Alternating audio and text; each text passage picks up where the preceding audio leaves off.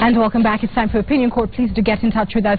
22422, that's our SMS line. If you're online at Citizen TV Kenya or at Citizen TV News, please use the hashtag Opinion Court. Whether you're on Facebook or Twitter, it allows us to track your conversation and include it on our program. I will reintroduce my panel to you now. Next to me is WIPES Secretary General Hassan Omar. Next to him is the Leader of the Majority in the Senate, Kithure Kindiki. In the middle is Edward Kisiangani, our resident political analyst.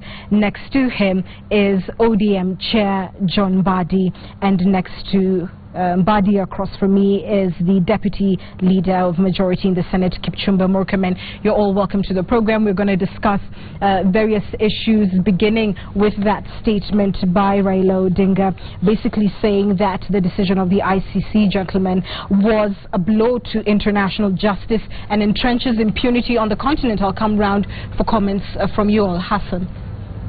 First and foremost, I think we're blowing it out of proportion totally.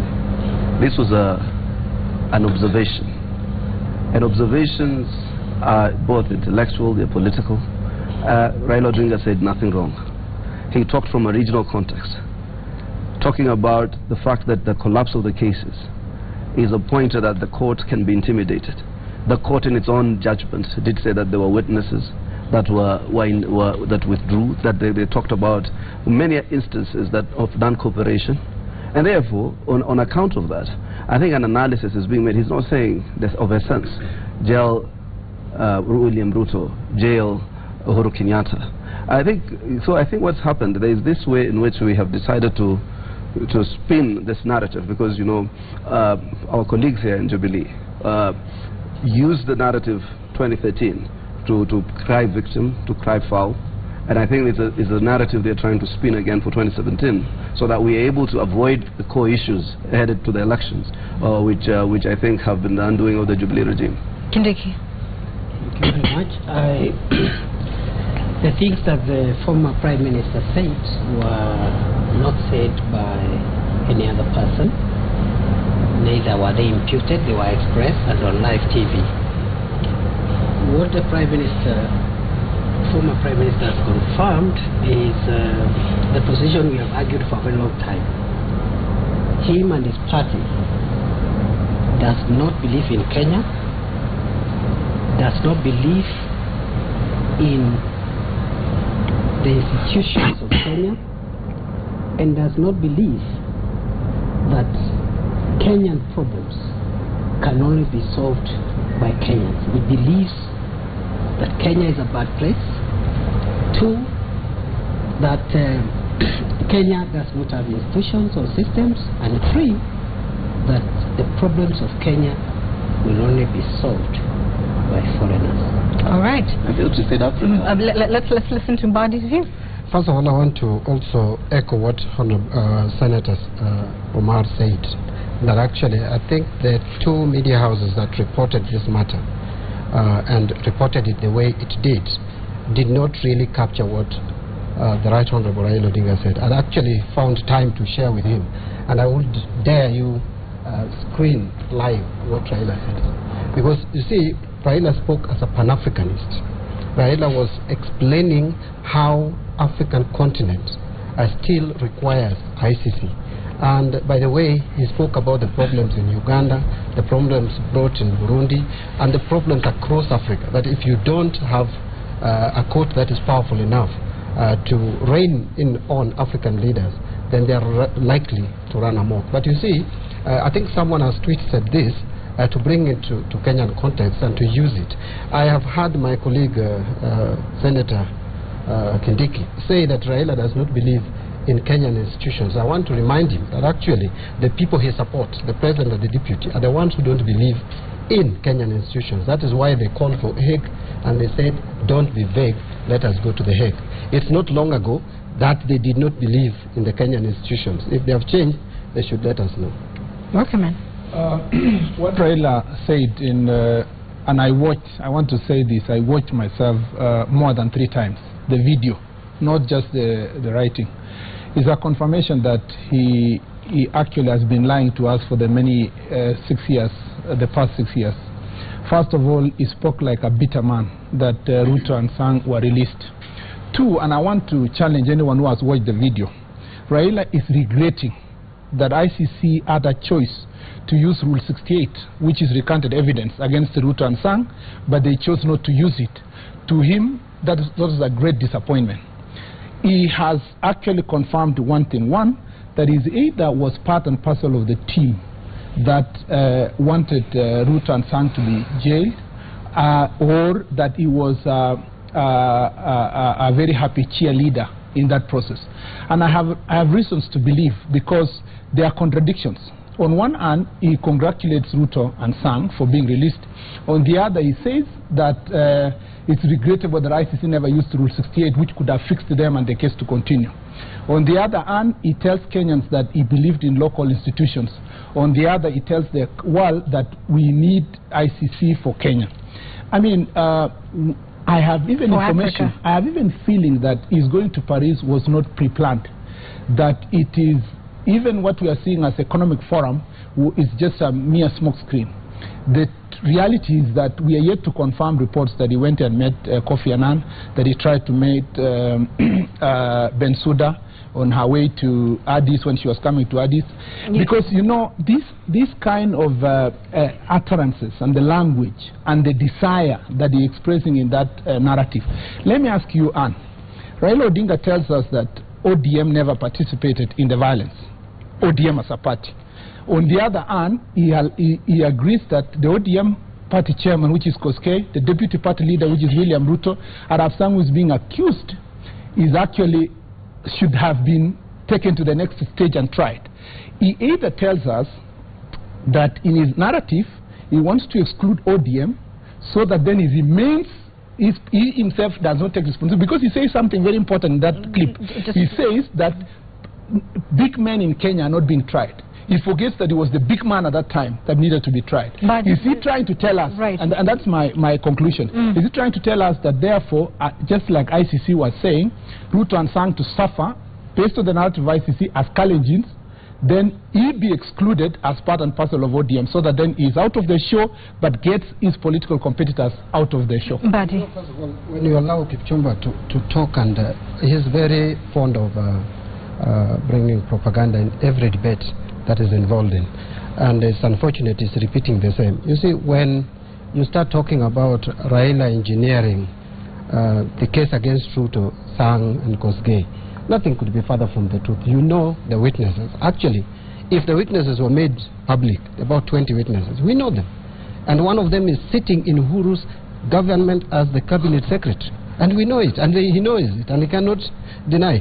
One is sitting in State House, Uhuru's government. Another one just left the government. Let's stick to what is known in the public what I was saying, Anne, you see, you allowed Kipchumba to bring propaganda in the studio. First, what he has said about the Raila Odinga trying to make certain meetings is not confirmed. That's my comment. First, Kipchumba is talking about a video. A video I have just challenged. It can be played. Can you let me finish? You know, this is the kind of debate that I don't like coming from Chuma. But you like bringing Firimbis to Parliament? Please let Honorable Mbadi make his comments. You need to be a bit civilized. Why are you not civilized? When you don't go to, when you not Kericho, we are in a citizen studio. Now, the point is, Anne, that I'm trying to bring is, Jubilee is fond of bringing videos that don't exist. You know, this Jubilee and through Kipchumba Murkomen brought a forged signature of mine and circulated in social media. So I would not be surprised. What I want is, could someone play it? The verbatim play it. Let's see if in fact we can get that video to play verbatim. If not, I will read the statement a little later verbatim, but we're going to see if we can put up the video, or at least read out what he said verbatim. The video. Sorry, Omar. Innuendos. Just on the basis, first and foremost, when Kindiki says Raila does not love Kenya, I think some of those issues are extremely in bad faith. I mean, this is a man who's toiled for this country. Whether you don't like his opinion at the current state, does not necessarily point to the fact his love or hatred for this country. I think it is extremely misplaced. Let's negotiate and navigate the issues here at hand. Number two, just for somebody to make a critique of how the process was flawed in a fundamental way. You know, on one side, African countries threatening to pull out of the ICC. On another hand, witness claims of coaching, witness claims of many other issues about witness intimidation, witness buying, witness bribery. I think these all are issues that are real to the subject matter. So when Raila simply makes a kind of an analysis about the case, when he's talking to a broader national audience, to try and twist it that his prayer was for Sang and Ruto to be jailed. And after all, you see, the wrong perception here or notion is this is being twisted to galvanize these ethnic constituencies. Because even if Raila today was silent on that matter, it does not imply that Rift Valley or Central Kenya will vote for him. Let's bring in Professor into this. But do you agree with Omar that this sort of statements are now going to polarize the country? No, I think there is no doubt, Anne, that everybody wants justice to take place with regards to the 2007 elections. There are victims, there are people who suffered, so it's not fiction.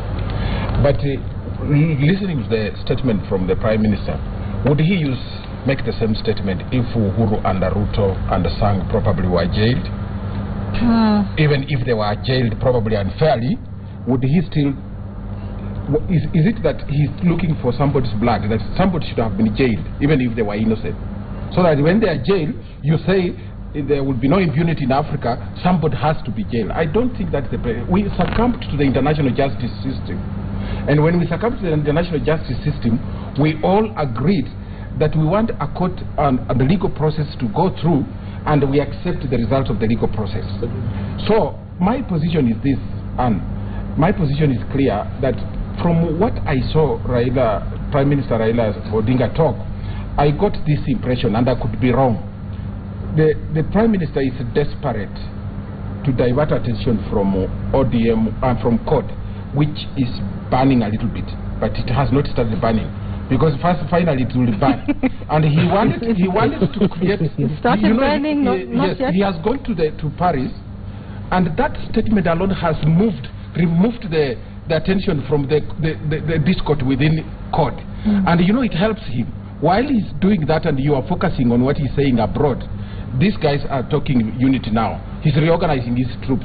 So it's desperation, and he's not ready for 2017, and that's why he's saying that. The last thing I want to say on that... Let him finish. The last thing that I want to say is this, and which supports my view that he was diverting attention from the discord in court, is about Rule 68. I listened to the video, I watched the video, and we listened to the audio. Rule 68, the amended Rule 68, the lawyers are here, said that, you know, we are now saying recorded evidence can be accepted. But for pre-existing cases, recorded evidence cannot be used. Now, when he presented made his presentation on that French TV, he said that the ICC refused to use recorded evidence. That was a lie. And that's why I'm saying that he's desperate to move the attention away from the problems in court. And already Kindiki. Three things quickly. Number one, maybe I'm wrong. I differ with my brother Senator Omar. Raila Odinga is not a political analyst like Professor Kisiangani or what I used to be before. He's a politician, and a very senior politician. So he cannot go to analyze cases like a political analyst. He's doing politics. Number two, I stand by what I said at the opening, that what he said is a statement of what he believes in and his party. I want to add, he doesn't even believe in prayers. And that's why we are going to Nakuru to pray and thank God, because he's been castigating us. And for us in Jubilee, we believe in prayer. So all what I was trying to say, Senator Hassan, I was not castigating him for having an alternative view. I was simply saying he doesn't believe in some of the things we believe in.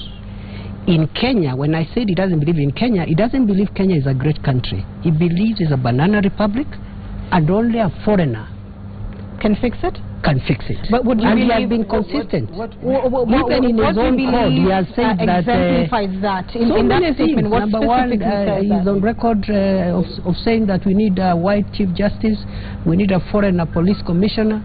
He is on record, even in court, he has suggested that they need foreigners to come and help them agree on who between him and His Excellency Kalonzo Musyoka and Senator Wetangula who becomes president. So everything about him is about external. And what do you believe the political objective of that statement is? Because you said he doesn't just make a statement back. And what's the there is a link.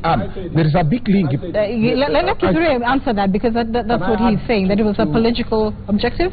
The first point about politics, I used it to demonstrate what he was doing in France was not analysis. He was doing politics because he's a politician. And the objective of that politicking. The second thing, the objective of that politicking will be to tell the world that he still believes in the ICC, and he will be trying to play the ICC card going forward. And I will not be surprised. Donate a second for Omar, you have spoken. Yeah, but you know, I mean, the point is this. The point is this. We're going to come back. Raila Odinga is consistent.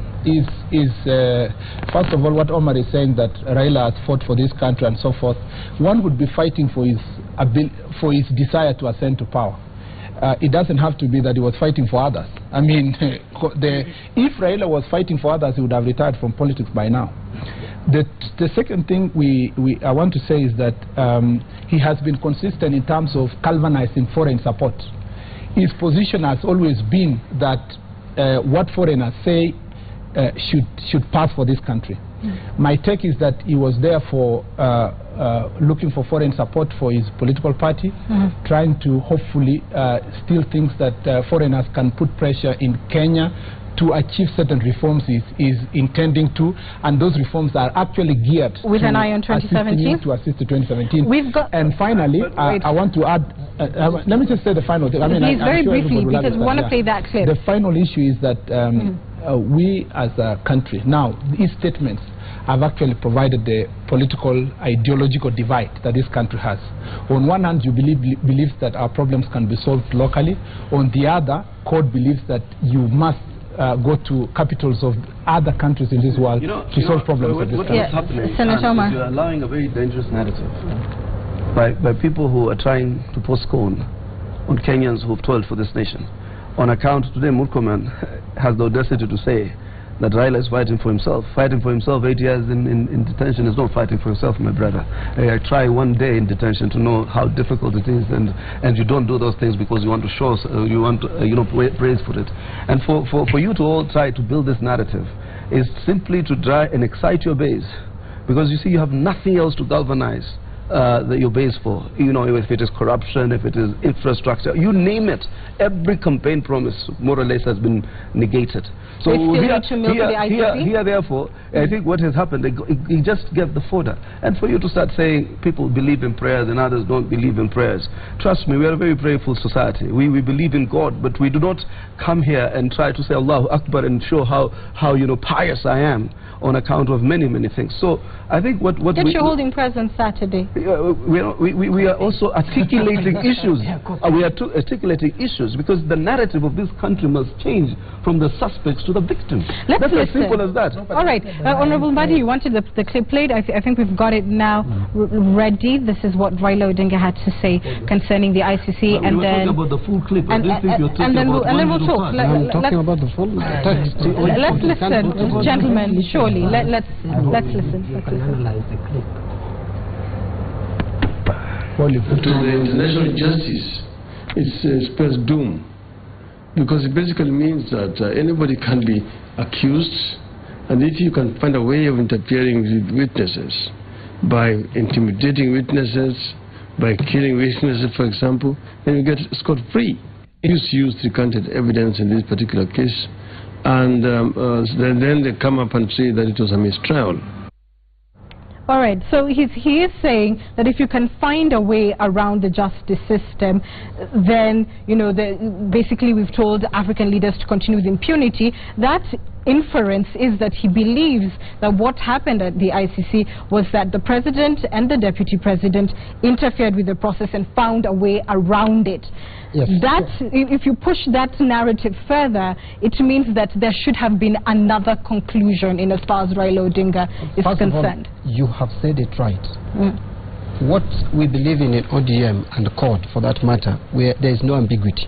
We have been very consistent and clear that the ICC process does not need to be interfered with.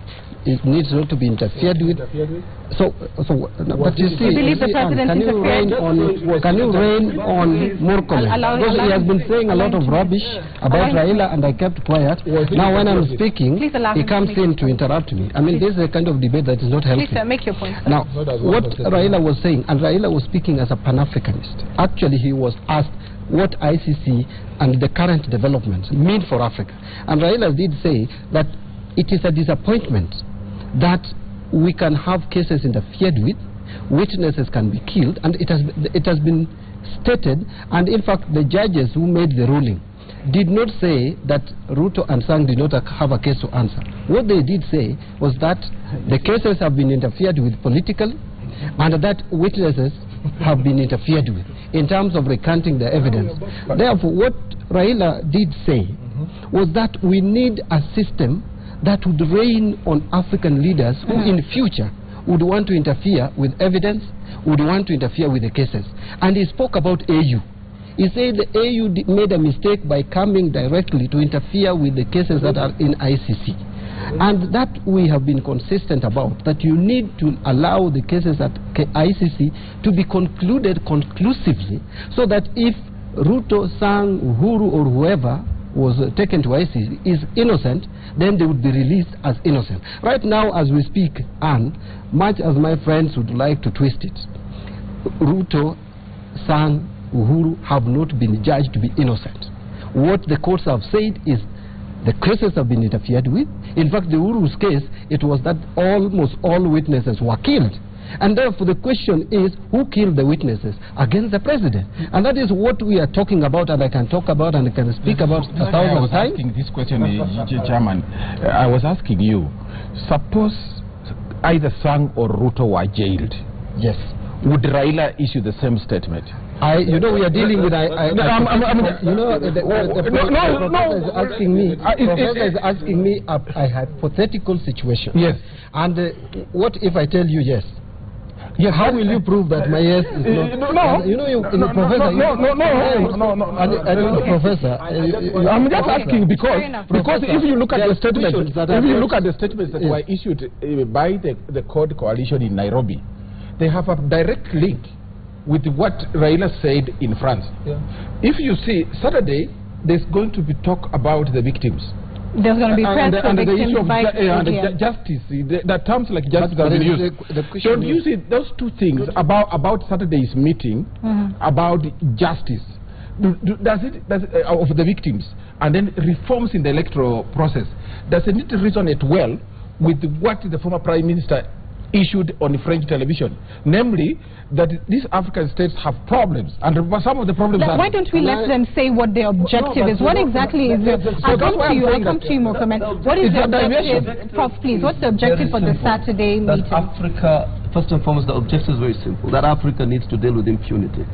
Then systems that have been created for international justice as international justice mechanisms need to be insulated from the rigors and the manipulation and the intimidation and the blackmail of African heads of state who bask in impunity in their own countries. They are the ones pulling off the nails of opponents and killing their opponents and putting them into torture chambers. So we must punish crimes that shock the conscience of humanity. Let him finish on the second issue. You see, we have had a narrative in this country of only talking about the suspects.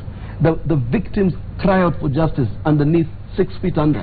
They want a mechanism that will ensure that these matters are resolved conclusively. And therefore, it is not a question. The court fraternity is conscious of these issues, that we need to ensure that we also have a narrative, because the victims who are dead at 6 feet under, nobody is holding prayers for them, nobody is flying to The Hague to look for justice for them, nobody is speaking about them, and everybody wants to cuddle and hug on the altar of political convenience. And what they try to do in this whole arena is to make Raila a victim of their political deceit. Yeah. Because they have failed to Let's hold it down. Let's hear another view, the ODM view. What's the object of the Saturday prayer? This is a court view.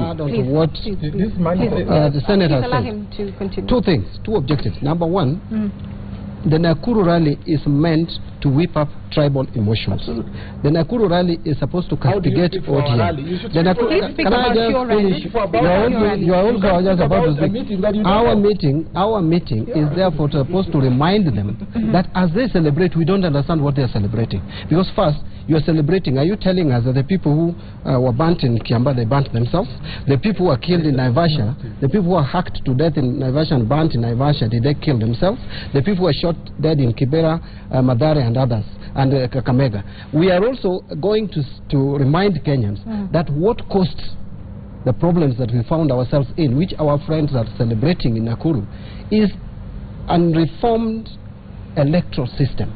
That for us to fix this the problem and stop future occurrences of the same is not holding rallies in a Afraha stadium. Is not holding rallies and purporting to unite the country when you are calling only members of the two communities to come together. Surely they do not just call members of the two communities. And be objective and neutral in this.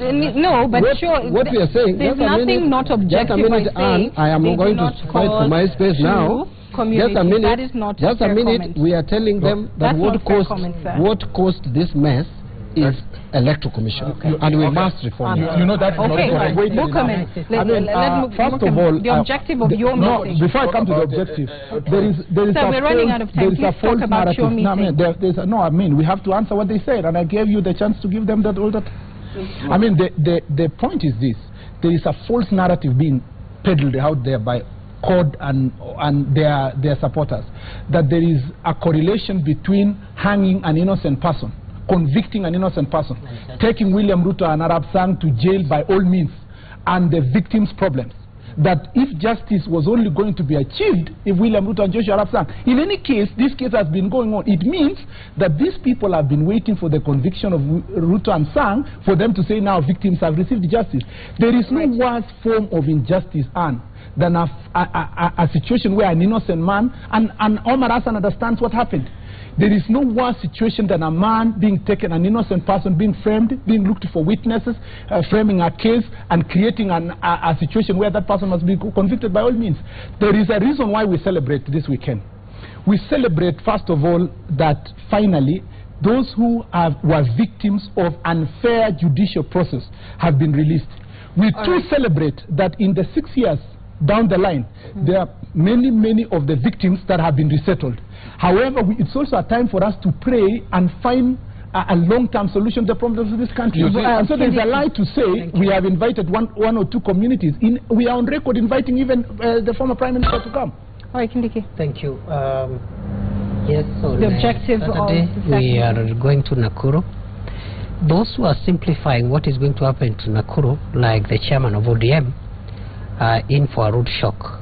We are on a very serious function in Nakuru. First of all, to thank God for where He has taken us, but even more important, to seek divine intervention on how to fix the problems of this country going forward. This country will not be fixed by people who behave like Pharisees in the Bible, beating their chests on how they are pious and how they are holy, and thinking that by arresting a few Kenyans and taking them to a foreign land, you have fixed the country. We are going to announce the rebirth and the commencement of the second phase of saying, let us confront the truth as Kenyans, let us seek reconciliation, and let us seek for a justice model that not only is retributive, but a model that is bringing together communities that have been scarred by ugly violence of ethnicity. And you don't solve that by taking people to jail in the first place. You need restorative justice. Countries that have had trauma, like our country, require a very sophisticated model. In Nakuru, we are going to start that process of rethinking what this country needs, and I want to assure you that is going to be part of one of the pillars of our manifesto for 2017, because jailing people is just one component of justice. There is a bigger component of justice. There are people who heal through forgiveness, not through the perpetrators being jailed. That's what you're going to be pushing for. So that's what we are pushing for on Sunday. ODM doesn't pray, and I want to repeat that. God doesn't pray. They don't believe in prayers. It's not a fair statement. It is a fair statement. They have been telling us to stop praying. Gentlemen, unfortunately, I am told that we really must wind up. Prof, I will allow you to make the final comments on our discussion today. I beg your pardon, sir. You've already made your statement on that. Our country needs to speak with one voice over certain things. In my opinion, there should be no two meetings on Saturday. If the head of state were to listen to my position, he would call off this meeting in Nakuru, and then the meeting in Kibera should also be called off, so that we arrange one meeting for the entire nation, so that we can reconcile as one nation, not two political factions, each one of them just thumping. If we do that, we shall take the correct direction. Our country needs healing. It doesn't need anybody talking about tribes now. We need a national reconciliation, national cohesion, so that we save ourselves of a possible genocide. I thank you, gentlemen, for your views. Unfortunately, we have to wind up the discussion there. We'll be back with more news after this.